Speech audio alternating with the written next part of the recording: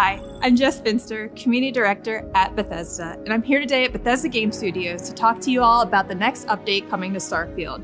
The team has been hard at work, so let's go chat with them to see what they've been working on.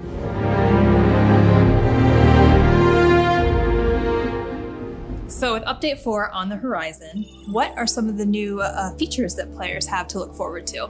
So we see a lot of feedback online that players really want a lot more utility and detail in our surface maps. So we took what's there, we blew it all up, and instead now we have a whole new aesthetic to the surface maps where you can see the terrain, all the detail in the terrain, trees, rocks, all the structures in the loaded zone. It's a lot easier to navigate. We've also made it easier to get around the cities. You can see markers for all the shops, the enhanced boutiques, restaurants, you name it, it's all there. It's a lot easier to get around now.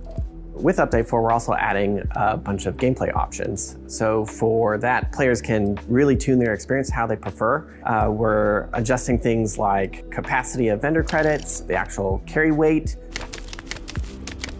Additionally, affects to difficulty. So some of those, depending on how you play, you can actually tune to be like space combat more difficult or gun combat less difficult. It's really up to you. And depending on how you balance them, it'll change how you get XP. That's awesome. So you're really upping the ante for players that want an even bigger challenge. Yeah, and with that, we actually are adding what's called the extreme difficulty. It sits above very hard, and it really makes you pay attention, especially for the higher level characters. How about ship customization? I know players are really capitalizing on all of the ship content in the game, and we've seen some really crazy stuff out there that I'm sure you guys have seen as well. But are you adding anything more to the ship customization? Yeah, so people love to customize their ships. Like some of the builds out there are just mind-blowing. Some beautiful, beautiful stuff. So now we're turning our attention to the inside of the ships. So we're adding a decorate mode where you can go and fully furnish and customize the interior layout of the ships, place the furniture, decorations. Basically everything you can do in outpost mode, we can now do in the ship and it's saved, and you can do that to your entire fleet. In addition to decorate mode, we're also offering a whole new set of empty habs. So basically, instead of pre-cluttered habs in the ship builder, we'll have a new set where there's no furniture, there's no decoration, nothing. It's a total blank slate, so players can just kind of fill it up with their own stuff. That's amazing. They'll really get to emulate whatever their personality showcase is outside on the inside then. Yeah, exactly. New Game Plus. Is there anything being added to this update that helps the players after they've completed the campaign to return to the game? Yeah, so if you're like me and you find the more you go through the Unity, the more you become the hunter, the one thing I want to do is be able to respec my traits. So we're adding that. So in case you're getting tired of Wanted or want to change your alien DNA, and you really want that new dream home experience, you get to choose that when going through the Unity. In addition, you'll be able to rechange your appearance.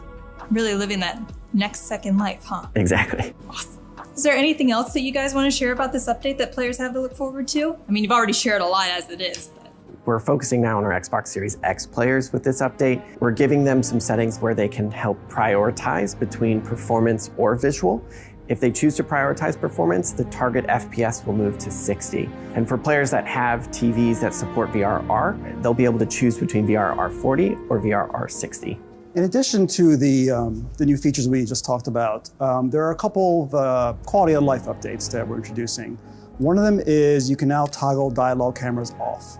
So instead of getting that sort of focus zoom in on whatever NPC you're talking to, it just stays in normal default camera mode. It's a little more immersive that way. Some players may prefer that. Love it. In addition to that, we're making the container and barter menus a bit more usable. We've added some tabs along the top, so it's easier to sort of see what container or what inventory you're looking at, whether it's yourselves or your ship. And it's just easier to navigate. Basically, inventory and item management, it's a small thing, but it actually, I think, makes it a lot nicer. So Tim, we just talked to Joe and Istvan a little bit about Update 4 and what's coming, but is there anything else that you want to talk about that's down the horizon? So the team is working on our first land vehicle, so you can drive around on planets. Obviously, we're working on more quests and the massive Shattered Space expansion. That's all very exciting. What about creations? Anything you can share there? I think we mentioned it earlier this year, but we've sent out our beta toolkit to verified creators, so hopefully more information on that soon. That's awesome. Thank you so much for your time, Tim. Hey, no problem, Jess. That's all we have time for today. Thank you so much for joining us and for your continued feedback.